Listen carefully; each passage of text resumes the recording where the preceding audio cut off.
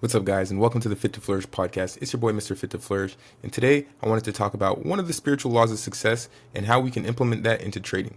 So, one of the spiritual laws of success that I'm talking about is paying attention to or giving awareness to. So, whatever you give awareness to grows. So, for instance, if you want to become good in a certain area of life, you're going to have to pay attention to that area.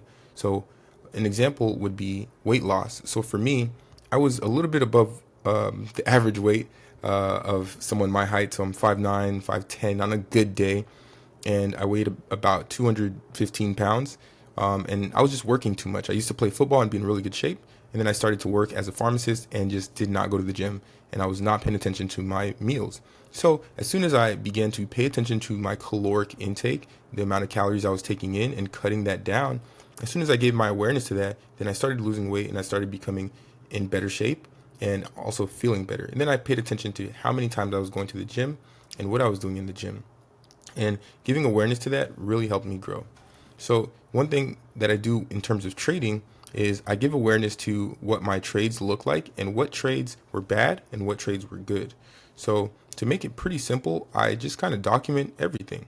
So let me share this document with you because a lot of people get a lot of, give me a lot of good feedback whenever I share this. So the first thing I wanted to share is that you are just a couple doubles away from $1,000,000. So even if you have just a $150 account, I've done a $15 challenge before. I'm going to start this back up soon.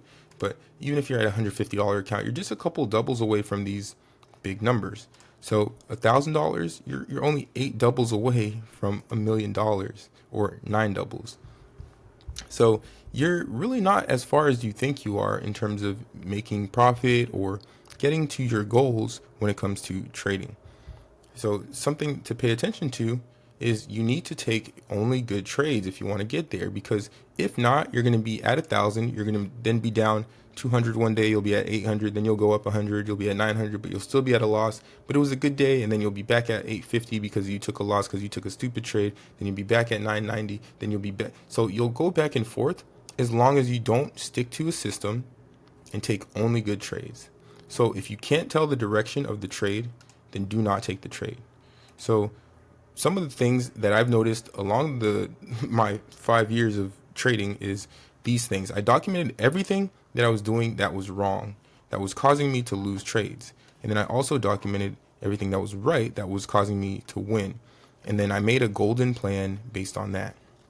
So kind of wanted to go over this real quickly with you, and you could screenshot this if you like. But the biggest things is jumping in with no signals or key levels. So what that means is basically you're getting into plays just like gambling. Basically, you're not seeing a big green bar form and crossing over VWAP, or we're not trading above average price. So you don't see any signals. You just like, let me guess. I'm just going to guess it's going to go down without any signals, no news, no nothing. You just jump in. So that's not what you want to do at all. Okay, at all. So the next thing that I wanted to show you is swings. So swinging with no news and less than 3 weeks out. So if you're swinging with contracts, option contracts, basically what that means is you're holding the contracts for 1 to 2 days. You can get big moves overnight. So if you swing and there's no news, then that stock might not be moving, and then your option contract is going to get killed by theta. And then if your option contract is less than 3 weeks out and you're swinging, you're holding it for more than a couple days, then it's also not going to be very good. So those are just two of the things. And then jumping in for revenge. So let's say you just took a loss and you're like, oh no, I need to get my money back. I'm going to get my money back from the markets. Bring me my money. So you jump back in and then you just take a loss because you weren't even focused on what was going on the charts. You were more focused on, let me get my money back type thing. So, and then jumping in after good plays. So typically after good plays, what happens is you get a big ego. You're like, yeah, I just made $2,000 on this trade. Like, yeah, it's more than my paycheck. Oh my gosh. And then you're like, all right, let me get in again because I'm hot, right? But again, we're not focused. We're not giving awareness to what is going on the charts or what is going on in the markets. And then using trend lines, just purely trend lines for breakouts, because a lot of the times, if you get a breakout from a trend line, you get a retest. And a lot of the time, if you just take the breakout, then you'll get a retest and you won't realize that, oh, okay, well, I should have waited because then you'll start losing money. Or one thing mentioned in the Market Wizards books is that if you do get a trend line breakout, you want to wait for a break of a horizontal key level before getting in. And then another major one, which is pretty similar to the one I mentioned before, is using short expiration options. So getting in on 0 DTEs, getting in on 1 DTEs, or just getting in on a swing play. So holding a contract overnight or for 2 or 3 days. When it expires in 7 days, your contract price is going to get killed. And then holding gains, hoping that it's going to go to the moon like GameStop. So if you're doing this, you are literally only hoping and begging to the stock market gods. You cannot do this.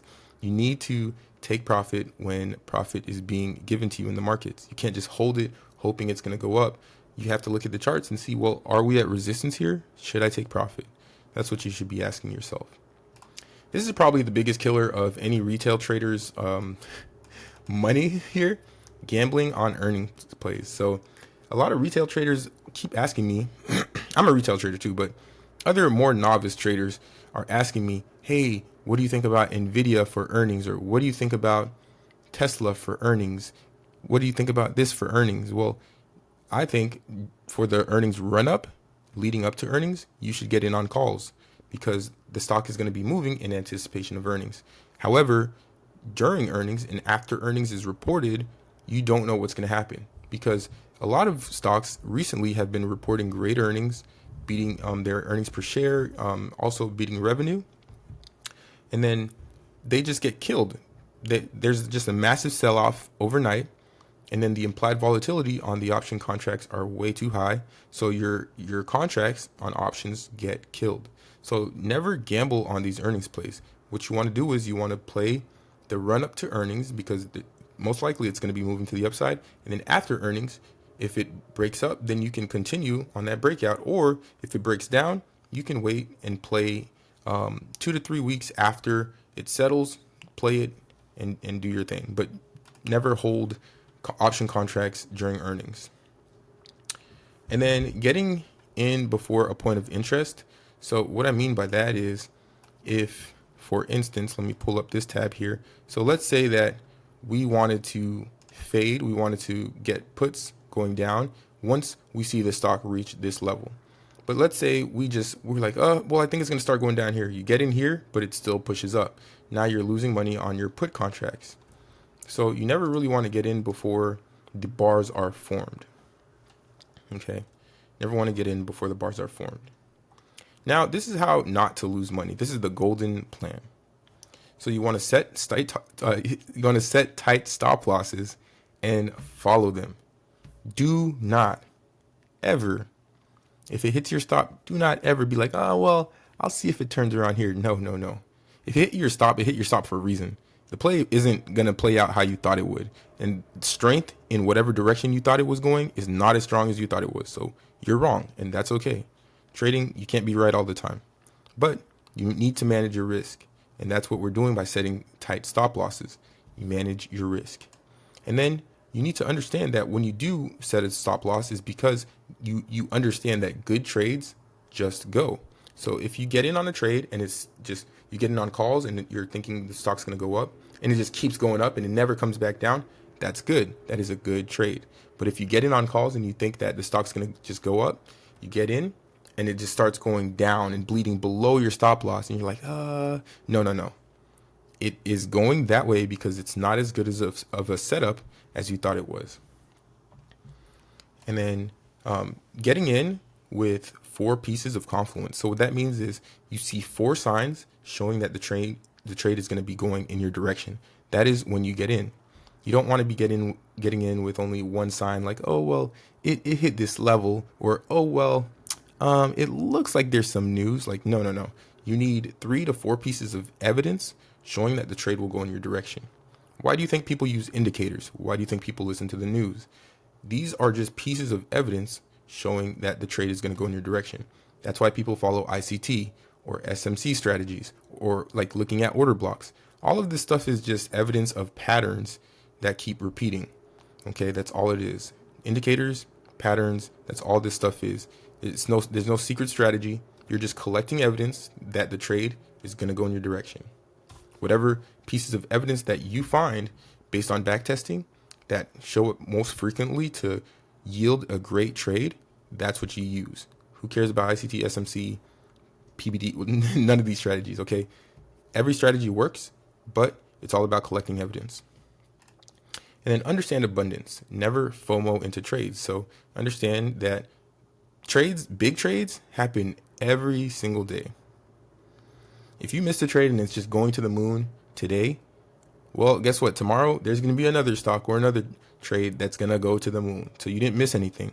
If you missed it, who cares? It's not going to change your money or your life. That money's not going to change your life in one day. Okay? The next day, you can jump in on the trade and make the same amount of money. But every single day, there are massive opportunities every day.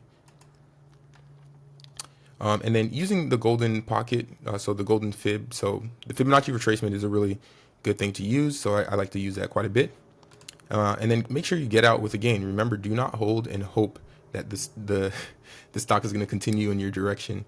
You want to visualize on the charts. Where is your stop? Where's their resistance? If there's too much resistance, all right, let's get the heck up out of there.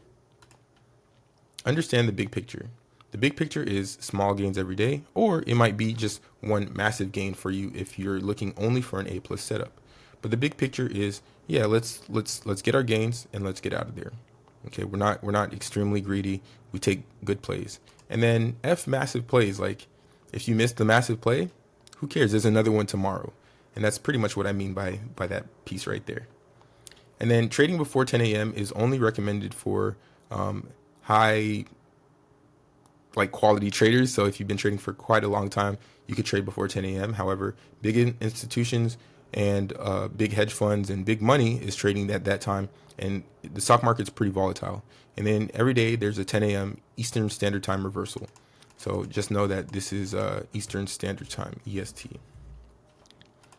And then don't trade at work. So if you're at work, do not trade at work. Please don't trade at work.